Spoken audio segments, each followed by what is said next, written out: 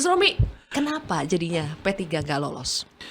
Ya karena kurang suaranya itu aja sebenarnya. Kenapa kurang suaranya? Pertama, saya selalu katakan di banyak tempat bahwa pemilu 2024 itu kan pemilu paling brutal. Brutalitasnya di mana sebenarnya? Brutalitasnya itu bahwa kemarin kursi sebuah partai politik itu sebanding dengan kemampuannya menebar uang. Karena itulah yang terjadi di lapangan.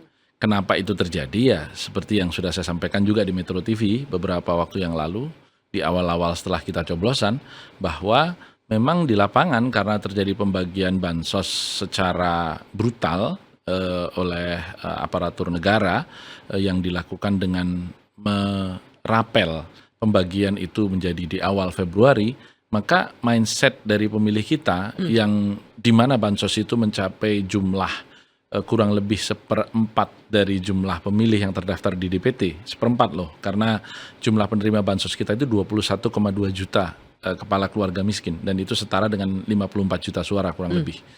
Itu menjadikan mereka kemudian dengan, mohon maaf saya sampaikan, rata-rata mereka memiliki pendidikan rendah. Jadi di kepala mereka, oh kalau mau pilihan presiden rupanya ada duit. Karena bayangkan 200.000 kali 3 bulan, berarti 600.000. Sehingga kepala mereka itu yang sama digunakan untuk menilai pileg. Oh berarti kalau pileg juga ada duit. Dan itulah yang terjadi. Jadi kemarin itu pemilu itu bukan pemilihan umum, pembagian logistik umum. Karena itu yang terjadi. Jadi saya banyak mendapat cerita rekan-rekan yang menebar amplop sampai dengan nilainya 10 miliar di tingkat DPR RI nggak jadi. 200.000 amplop cuma keluar 10% atau 20.000 nama begitu. Kemudian ada yang sampai dengan 15 miliar juga nggak jadi. Jangan ngomong kalau yang di bawah 10 miliar, itu mah udah lewat kapan-kapan. Kemarin kita dengar cerita dari politikus senior Golkar itu 30M. Nah, untungnya jadi. Nah, apalagi ada yang sampai 50, konon malah 80M di Dapil Sulawesi Selatan. Salah seorang putra dari pejabat tinggi kita misalnya. Yang itu saya dengar dari kawan-kawan di Sulawesi Selatan juga. Untungnya juga jadi. Bahkan partainya mendapat 2 kursi begitu.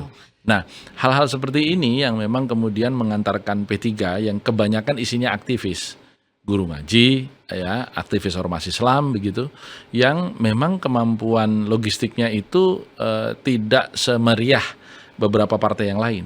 Sehingga kemudian apa yang dulu kita duga bahwa pemilih ideologis itu masih cukup banyak, dalam teori kita itu kurang lebih sekitar 30% pemilih itu masih ideologis. 70% itu sudah pemilih transaksional.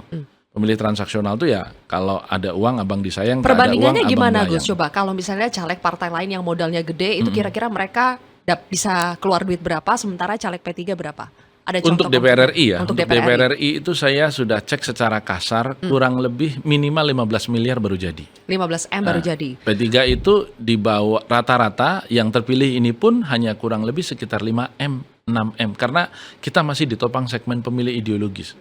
Sehingga memang jauh sekali perbandingannya. Memang ada 1-2 di antara kita yang sampai dengan katakanlah keluar 30M ya. Tapi mungkin hanya 1 orang. Yang lain itu rata-rata di bawah angka 10 miliar. Dan alhamdulillah masih jadi. Malah ada caleg kita di Nusa Tenggara Barat itu yang hanya 3 miliar jadi. Kenapa ya? Karena memang social capitalnya itu cukup kuat. Dia ditopang oleh dukungan tuan-tuan guru yang ada di sana. Yang memang melihat bahwa P3 sebagai partai berbasis Islam tetap wajib ada di parlemen. Dan karena itulah di tengah serbuan logistik dari berbagai partai politik yang luar biasa, itu tetap P3 bertahan. Dan ini nyata, kenapa? Karena laporan-laporan misalnya kemudian, wah sebelah rumah saya itu setelah pileg itu beli kambing karena dapat amplopnya itu dari berbagai partai politik sampai 2 juta begitu. Sampai bisa beli kambing juta. Ya? Iya. Itu kenyataan dan ini bukan cerita mengada-ada. Untuk kabupaten rata-rata 1 miliar. Yang itu untuk caleg-caleg P3 terus terang karena kita betul-betul kebanyakan guru-guru ngaji, ustadz-ustadz madrasah begitu ya. Berat. Dari mana uang 1 miliar? Kemudian untuk provinsi, bahkan kemarin saya dapat laporan dari Kalimantan Timur, rata-rata 12 miliar baru jadi. Jadi banyak sekali incumbent hari ini saya kira, karena saya juga pernah berada di dalam pusaran pertarungan itu di beberapa pemilu,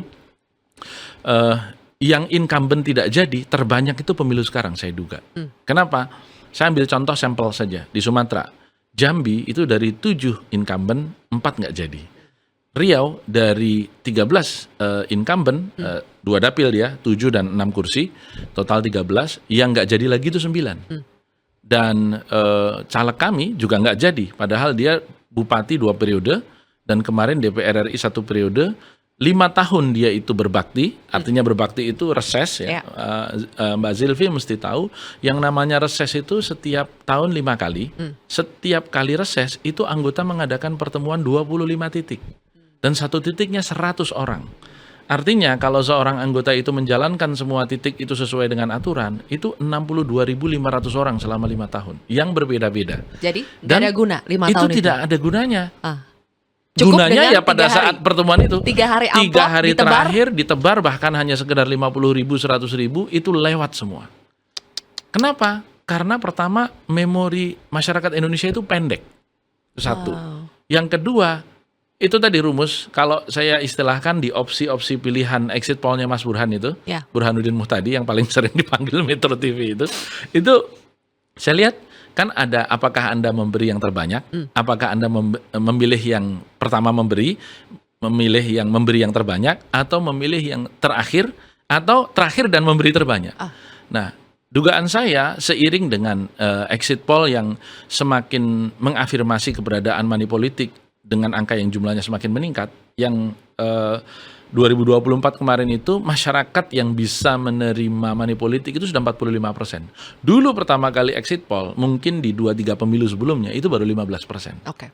Dan itu kenyataan. Dan itulah yang meluluh lantakkan partai-partai yang memang isinya kebanyakan aktivis dan logistiknya terbatas. Jadi P3 ini si paling kurang logistik dong, Si Gus? paling kurang logistik. Saya harus bisa mengatakan begitu. Meskipun ada partai lain yang logistiknya jauh di atas kita, ternyata juga sama nggak lolos juga begitu ya. rontok juga ya. Karena inilah yang disebut sebagai the art of politics ya. Jadi seninya itu di situ sebenarnya. Karena tidak cukup dengan logistik yang cukup, tetapi juga orang-orang yang didudukkan sebagai caleg itu memang juga orang-orang yang punya kualitas.